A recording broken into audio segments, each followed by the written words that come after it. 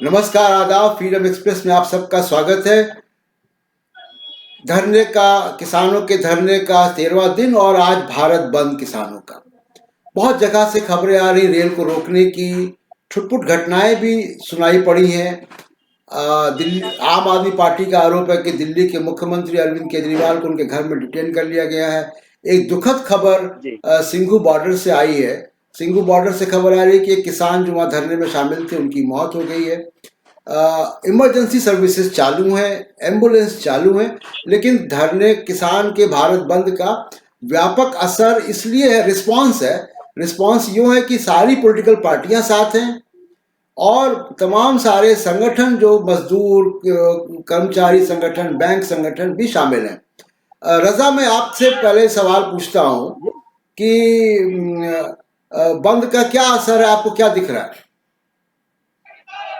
अभी मैं ओखला में हूँ। जिस तरीके से क्योंकि ये एक मंडी है, ये एक मार्केट है और क्योंकि मार्केट में सारी दुकानें बंद हैं, सिर्फ जो जरूरी चीजें हैं जैसे मेडिकल खुली हुई है, सब दुकानें खुली हैं और दूध, इस तरीके की सारी दुकानें खुली हुई है। लेकिन जो और इसके अलावा जो दुकानें हैं सारी बंद है।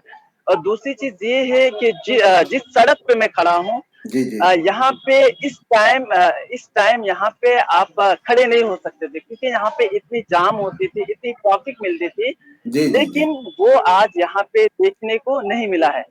और तीसरी चीज ये है कि यहाँ पे उसके अलावा सीआरपीएफ के भी जनता किया गया है। लेकिन ये है कि दुकान बंद है और लोग जो है जिस तरीके से पहले निकलते थे वो आज नहीं निकले हैं और भीड़ काफी कम है।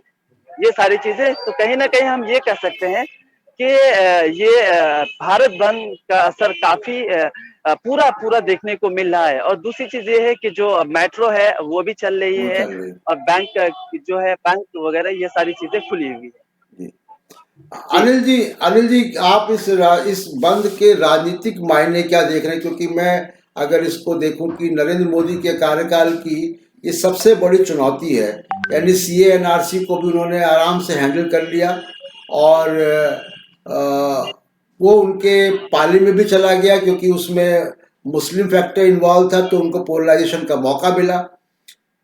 ऐसे ही छात्रों के आंदोलन हुए, दूसरी और भी समस्याएं आई हैं। नरेंद्र मोदी, चाहे वो डिमोनेटाइजेशन हो, इकोनॉमी का स्लो डाउन हो, बेरोजगारी हो, तमाम सारी समस्याएं नरेंद्र मोदी के लिए चुनौती नहीं लगी, क्योंकि वो उनका हेडलाइन मैनेजमेंट और इवेंट मैनेजमेंट जो है वो काम आता रहा। किसानों का मसला लग रहा है कि उनके ऊपर थोड़ा भारी पड़ रहा है, क्योंकि अभी तक नरेंद्र मोदी ने किसी से कभी बात नहीं की उनके शासन में कि 5 राउंड बात हो जाए। किसानों से कम वो बात कर रहे हैं। हालांकि वो कितना कामयाब होगी, वो किसान खुद भी मान रहे हैं कि कामयाब नहीं होगी, और वो लंबे समय के लिए दिल्ली के बॉर्डर पे आ चुके हैं। तो इसके राजनीतिक मायने आप कैसे देख रहे हैं इस पूरी क्राइसिस के? अब पहली बात तो देखिए कि मैं इस तरह से नहीं समझता हूं कि नरेंद्र मोदी भाई मोदी जी की सरकार ने जितने भी आंदोलन हुए और उसके जो चैलेंजेज उनके सामने आए उससे उन्होंने निपट लिया। मैं इस बात से सहमत नहीं हूं। मैं बस इतना कह सकता हूं कि उन्हें इस बात में कामयाबी मिल गई कि वो आंदोलन रुक गए, वो आंदोलन स्थगित हो गए। लेकिन वो आंदोलनों की वजहें जो हैं वो समाज में बनी हुई है, राजनीति में बनी हुई है और वो राजनीति को परेशान करती रहेंगी। मैं इस तरह से पिछले तमाम आंदोलनों को देखता हूं। और मैं आपको ये भी बता दूं कि जो बातचीत करने की बात आप कह रहे हैं, आपको याद होगा कि 2 अप्रैल 2018 को जी जी जिस समय कोर्ट का फैसला आया, सुप्रीम कोर्ट का, और जिसमें कि एससी और एसटी एक्ट जी जी में पूरे बदलाव की एक प्रक्रिया सुप्रीम कोर्ट ने शुरू करने की कोशिश की थी, उसके खिलाफ भी जो आंदोलन की शुरुआत हुई थी, तो उसमें सरकार का रिस्पॉन्स शुरुआती दिनों में बहुत आंदोलन के पक्ष में नहीं था। जी लेकिन जब 2 अप्रैल को भारत बंद, जिसमें कि किसी भी राजनीतिक पार्टी का समर्थन नहीं था, लेकिन जब वो पूरा भारत बंद हुआ और उसका असर जब दिखाई दिया, तो उसका प्रभाव हम लोगों ने संसद में देखा। संसद में एक नया संशोधन लाना पड़ा ताकि सुप्रीम कोर्ट ने जो SC/ST एक्ट की नई व्याख्या की है उसको रद्द किया जा सके। तो मैं इस तरह से देखता हूं कि ये जो शाहीन बाग के बहाने पूरे देश में NCR, NRC और CA का जो मामला है, वो उससे सरकार आज तक उबर नहीं पाई है, उससे वो परेशान है। ये बात हम समझें जी कि जी वो थोड़े समय के लिए वो जरूर टैकल हो गया है, थोड़े जी जी समय के लिए जरूर टैकल हो गया है, लेकिन वो एक विषय के रूप में, एक मुद्दे के रूप में आज भी बना हुआ है। आप असम में जाके देखिए, असम में क्या दिक्कतें आ रही हैं, जी जी असम में संकट जो आ रहा है। इसीलिए मैं ये कहता हूं कि ये जो किसानों का जो आंदोलन है, ये किसानों का एक तो की आंदोलन नहीं है केवल, जी ये केवल किसानों का आंदोलन नहीं है, बल्कि ये तमाम जो कृषि व्यवस्था है, और कृषि व्यवस्था जब मैं कह रहा हूं तो उस रूप में कह रहा हूं कि उस देश की व्यवस्था है जिस देश में कहा जाता है कि कृषि प्रधान देश है, गांवों का देश है, किसानों का देश है। यानी बहुसंख्यक जो है वो आबादी से सीधे जुड़े हुए एक व्यवस्था की से जुड़े हुए लोगों का ये आंदोलन है। जी जी तो मैं ये समझता हूं कि इसके राजनीतिक जो व्यापकता है, इसको इस तरह से समझें। हम इसको दुकानों की बंद होने की संख्या में, इसको हमें रेल चलने की संख्या में, और इसको बैंक चलने की संख्या में हम नहीं देख सकते कि बंद है कि खुले हैं। हाँ इसने क्या किया है, इसने क्या है कि जितने भी संगठन सक्रिय हैं इस बंद के कार्यक्रम का आह्वान करने के लिए, जी वो जी तमाम लोग एक जगह पर, यानी कि दिल्ली के चारों दिशाओं में बैठकर उन्होंने पूरे देश से अपील की है। फिजिकली वो संगठन वहां मौजूद नहीं है, लेकिन उन्होंने अपील की है, और उस अपील का जितना भी असर अभी हमें दिखाई दे रहा है, वो उसके और व्यापक होने के संकेत दे रहा है।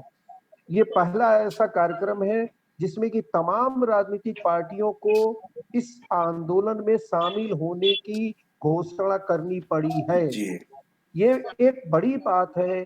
पिछले 5-6 सालों में जो आंदोलन हुए हैं, उस आंदोलन के संदर्भ में यदि हम इसको समझे तो जी नंबर एक कि ये जो है इस कृषि व्यवस्था पर आधारित, क्या पूरी अर्थव्यवस्था पे क्या आधारित छात्रों का एक बड़ा हिस्सा नहीं है?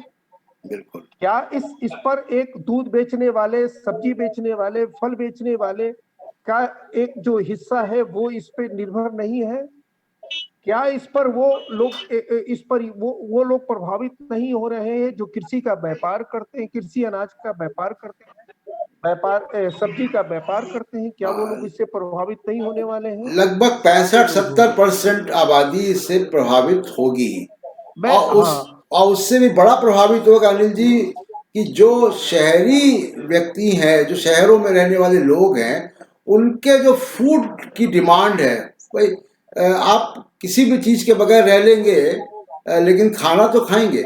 तो ये जो फूड क्राइसिस है उसको एग्रीवेट करेगा अगर वो बाजार जो है, कृषि बाजार प्राइवेट हाथों में चला गया। हाँ हाँ, वही मैं कह रहा था कि अभी तो बात समझ में नहीं आ रही है ये कि ये घर घर के उपभोक्ताओं को, यानी घर घर में जो लोग अनाज का सेवन करते हैं, सब्जी खाते हैं, दूध का सेवन करते हैं, उसको कितना प्रभावित करने वाला है।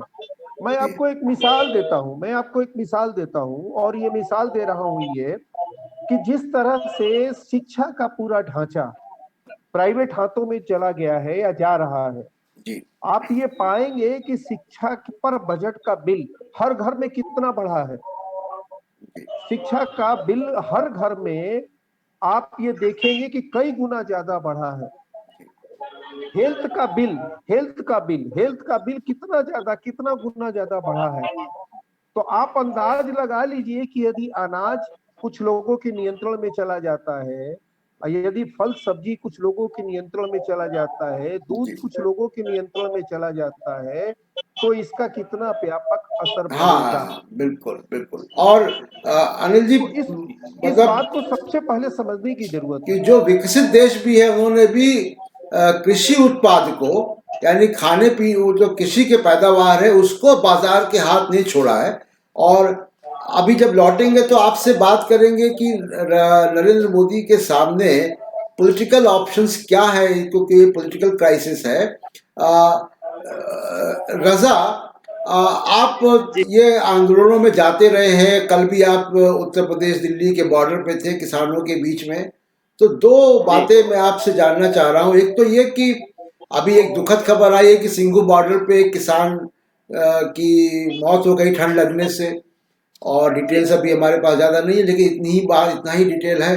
और हम्म, तो प्रशासन ने, सरकार ने इन किसानों का जो धरना चल रहा है जगह जगह दिल्ली के तमाम बॉर्डर्स पे, उस पर कोई इंतजामात नहीं, क्योंकि मुझे कल कल भी मैं बहुत से किसानों का सुन रहा था वीडियो, और उसमें ये बात आ रही थी कि वहाँ पे लंगर तो वो चला रहे हैं, स्वास्थ्य सेवाएं जी भी उन्होंने अपनी कुछ एनजीओज ने या उन लोगों ने कर रखी है किसानों ने आपस में, लेकिन जो पीने के पानी की व्यवस्था है, जो शौचालय की व्यवस्था है, जो बिजली की व्यवस्था है, वो नहीं है वहां पे।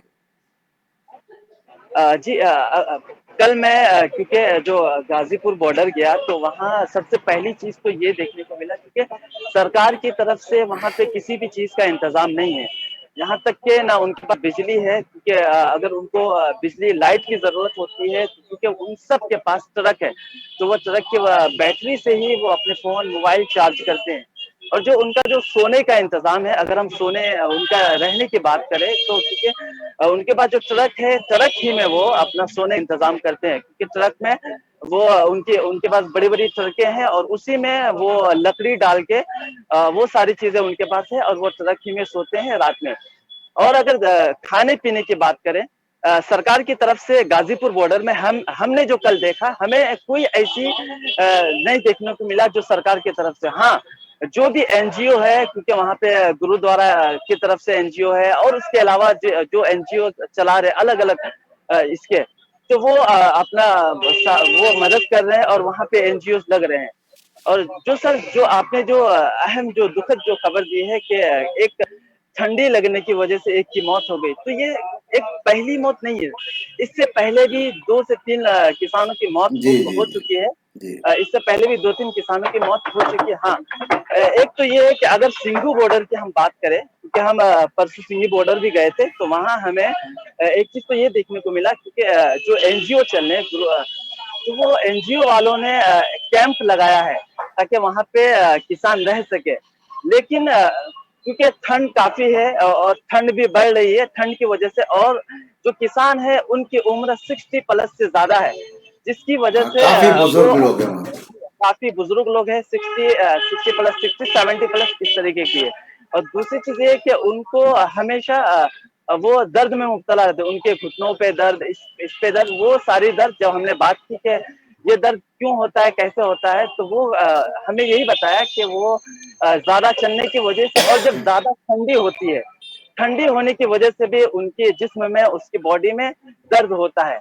ये है और जो इस तरीके से जो मौतें हो रही है क्योंकि ठंड ज्यादा बढ़ रही है, अगर इसे चलता रहा तो कहीं ना कहीं मैं तो ये कहूंगा कि सरकार को चाहिए कि किसी भी चीज का इंतजाम हो ताकि वो ठंड से बच सके। ये सारी चीजें हैं, लेकिन सरकार की तरफ से ऐसा कोई इंतजाम हमने किसी भी बॉर्डर पर नहीं देखा है अब जी तक। जी। अनिल जी, लौटते हैं उसी बात पे कि किस तरीके का प्रभाव ये जो एपी, जो मंडियां खत्म होंगी और एमएसपी के बगैर जब वो खरीद होगी, वैसे तो 6% ही केवल एमएसपी पे खरीद होती है, लेकिन वो अगर बाजार पूरा कॉन्ट्रैक्ट फार्मिंग सब कुछ आ जाएगा, जो विकसित देशों ने भी नहीं किया कि बाजार के हवाले छोड़ दिया कृषि उत्पाद को, तो किस तरीके से ये फूड क्राइसिस को, पीडीएस सिस्टम को किस तरह प्रभावित करेगा। लगभग 90% आबादी प्रभावित होगी इस फूड क्राइसिस से। दूसरी चीज कि अब तक नरेंद्र मोदी का रिकॉर्ड रहा है कि बहुत सी क्राइसिस से वो रिगल आउट, यानी वो निकल जाते, हेडलाइन मैनेजमेंट करके, मीडिया के सहारे, कुछ धार्मिक पोलराइजेशन करके, अभी तक तो वो निकलते रहे हैं।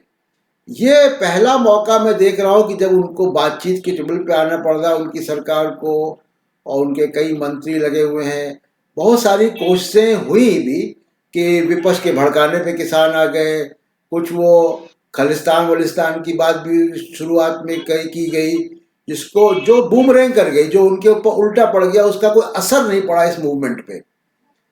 तो ये नरेंद्र मोदी के सामने विकल्प क्या है? क्योंकि एक तरफ तो कॉर्पोरेट का दबाव है इन बिल्स को लेकर, क्योंकि बहुत बड़ा बाजार कॉर्पोरेट को दिख रहा है। ये नया उनके लिए क्रूड ऑयल है, डेटा पे पूरा कब्जा हो गया कॉर्पोरेट का, अब ये कब्जा यहाँ पे होना है। तो आप पॉलिटिकल ऑप्शन क्या देख रहे हैं नरेंद्र मोदी के सामने? देखिए, एक बात तो सही है कि जो सांप्रदायिकता की राजनीति है उसमें सबसे ज्यादा जो किसानी की राजनीति है और श्रमिकों की जो राजनीति है उसको संसद से खुले तौर पर बाहर करने में सफल हुई है। जी जी बिल्कुल।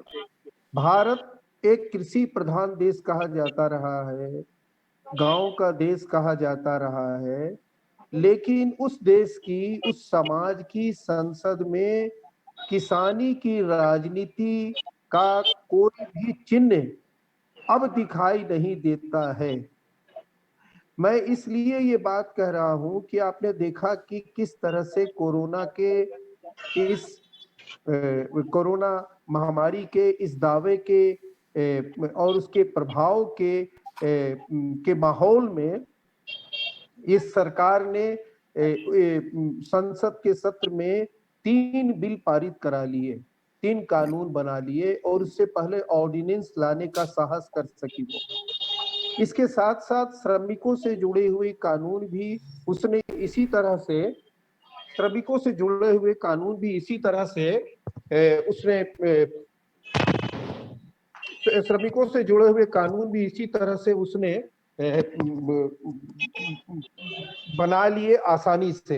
इसका मतलब ये हुआ कि संसद की पूरी राजनीति से श्रमिकों की और किसानों की राजनीति बाहर ढकेल दी गई है। और जब बाहर ये ढकेल दी गई है तो इसकी एक वापसी के जो पूरे संकेत इस आंदोलन से मिल रहे हैं।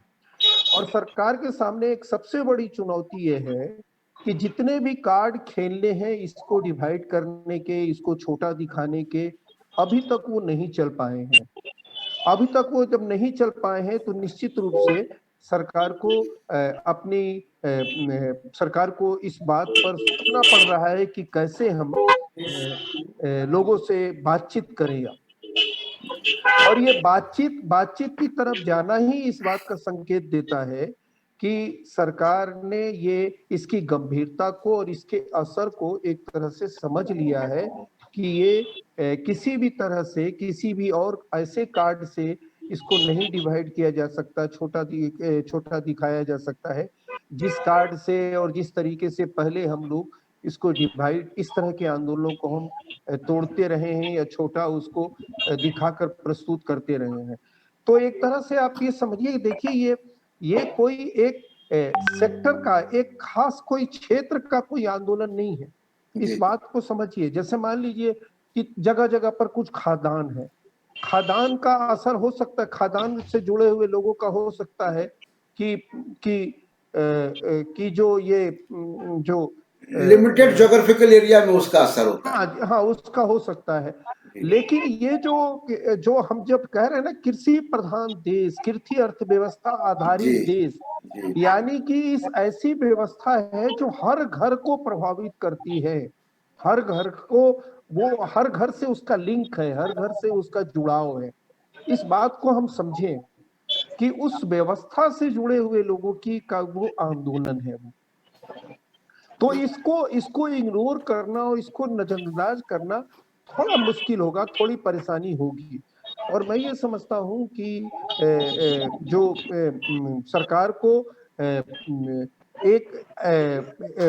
अपने बिल को वापस ले जाने की तरफ ही जाना पड़ेगा अल्टीमेटली। ये मैं आज बहुत ही भरोसे के साथ इस बात को कह सकता हूं। और दूसरा कोई भी ऑप्शन नहीं मुझे दिखाई दे रहा है। अगर ये कोई समझ रहा हो कि किसानों को हम किसी तरह से भ्रमित कर लेंगे, नहीं होने वाला है ये। ये नहीं होने वाला है। यही यही बात हाँ, मैं आप यही बात मैं अहमद रजा से पूछ लेता हूँ, फिर मैं कंक्लूडिंग रिमार्क आपसे लेता हूँ लार्जर जी पॉलिटिकल गेम पर। रजा, आप क्योंकि जी बॉर्डर दिल्ली और यूपी बॉर्डर पे कल गए थे, उसके पहले आप सिंघू बॉर्डर पे और टीकरी बॉर्डर पे भी गए थे। किसानों की जी तैयारी क्या है? क्या वो मानसिक रूप से एक लंबी लड़ाई की योजना बनाकर आए हैं? क्योंकि देखिए, फसल तो की बुआई हो गई है, तो किसान के जी पास वक्त वक्त बहुत है। तो जी उनके खाने पीना, सप्लाईज और सारी चीजें, मानसिक रूप से कितनी लंबी लड़ाई लड़ने के मूड में किसान आपको दिखाई देते हैं वहां पे? देखिए, अगर हम तैयारी की बात अगर करें हम किसान के लिए, तो सबसे पहले ये कि किसान से जब हमने बात की तो हमें ये मालूम हुआ कि वो अ, तकरीबन 6 से 7 महीने की तैयारी करके आए हैं वो सिंघू बॉर्डर में। क्योंकि उनका कहना है कि जब तक ये बिल वापस नहीं ली जाती है तब तक हम यहीं पे डटे रहेंगे, इसलिए क्योंकि हम पूरी तैयारी के साथ आए हैं, चाहे हमें यहाँ पे 5 महीना रुकना पड़े, 6 महीना रुकना पड़े या साल भर रुकना पड़े। हम हमारे पास इतनी तैयारी है कि हम 1 साल भी यहाँ पे रुक सकते हैं और इस लड़ाई में शामिल हो सकते हैं और जारी रहेगी ये हमारी लड़ाई। और दूसरी चीज ये है कि जो वहाँ पे जो छोटे छोटे बच्चे हैं, क्योंकि जब हमने उनसे भी बात की तो क्योंकि उनकी क्लासेस चलती है, ये सारी चीजें उनकी चल रही है, तो उनका कहना ये है कि हमने पूछा कि आप ये बच्चों को क्यों लाए हैं, क्योंकि कोरोना का डर है। तो उसने ये कहा कि इसलिए क्योंकि हमारी लड़ाई काफी लंबी है और अगर हम बच्चों को साथ में नहीं लाते तो शायद हमारी लड़ाई हम आगे तक नहीं जा पाते, इसलिए कि हमारे साथ हमारी पूरी फैमिली है, हम अपने परिवार के साथ इस लड़ाई में शामिल हुए हैं। और हम चाहें कि जब तक ये लड़ाई हमारी जब तक ये बिल वापस नहीं होगी, हमारी लड़ाई खत्म नहीं होगी, तब तक हम पूरी तैयारी के साथ हैं। जी अनिल जी, एक चीज में तो ये अभी तक कामयाब ये रहे हैं कि एक नैरेटिव जो है मीडिया के जरिए गढ़ा जाता है, और वो शहरी मिडिल क्लास जो कि प्रीडोमिनेटली हिंदू अपर कास्ट भी है, वो ही नैरेटिव को डोमिनेट करता है, और वो ट्रिकल डाउन होता है, वो व्हाट्सएप और ट्विटर और सब जगह से वो ट्रिकल डाउन होता है, और एक झूठ पर आधारित एक पूरा माहौल बन जाता है, जो कि एक पॉलिटिकल कंस्टिट्यूंसी में तब्दील हो जाता है। उसमें तमाम गांव, शहर, वंचित वर्ग सब शामिल हो जाते हैं, और वो अपना हित अहित न देखकर उस नैरेटिव में शामिल होकर एक पॉलिटिकल कंस्टिट्यूंसी के रूप में देख रहे हैं।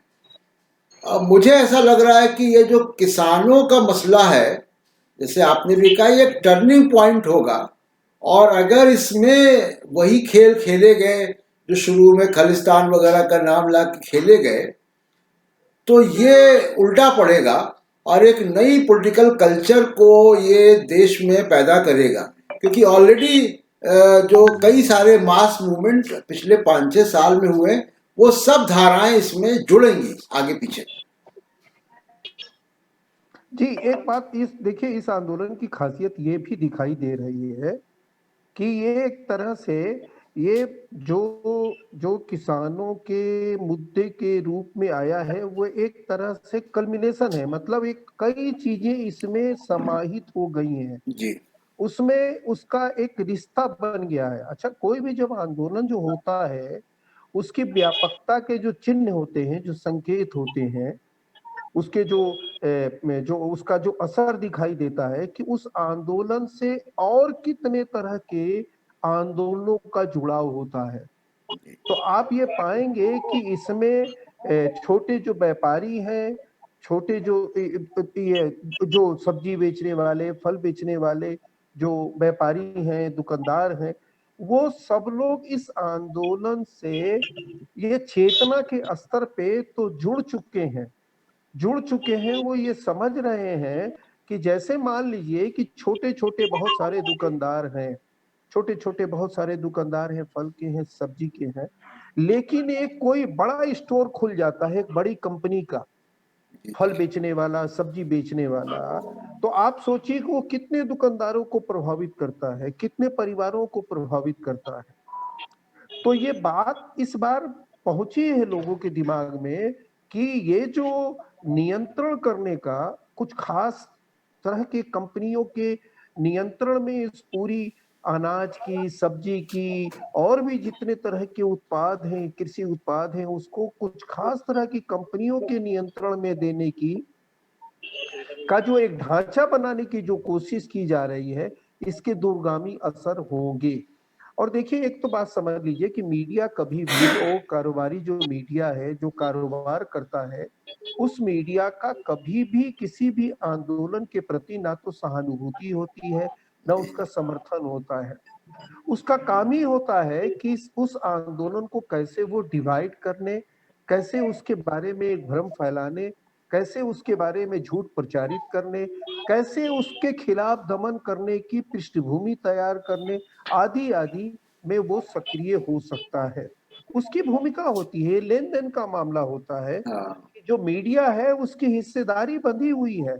अगर लूट मच रही है तो उसमें उसको हिस्सा मिलता है, अगर वो मान लीजिए लूट की गुंजाइश खत्म होगी तो उसकी हिस्सेदारी खत्म हो जाएगी। नहीं, तो अब तो अनिल जी बहुत साफ तस्वीर है ना कि जिनके हाथ में मीडिया है वो ही उस बाजार पे, जो कृषि आधारित बाजार है, उस पे उन्हीं की निगाह है।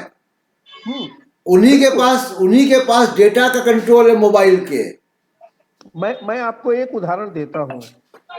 मैं एक उदाहरण देता हूँ कि नमक के जो किसान हैं जी जी। और नमक का जो पूरा व्यापार है, उस नमक के व्यापार को केवल और केवल एक केस स्टडी कर ले आप कि आज नमक का बिल आपके घर में कितना बढ़ गया है जी और उस नमक पर उस दो चार कंपनियों का कैसे नियंत्रण हो गया है। और उसमें जो किसान, पहले बहुत सारे किसान जो सक्रिय थे, उनकी अपना मालिकाना जो था, वो कैसे वो सीमित होता चला गया है।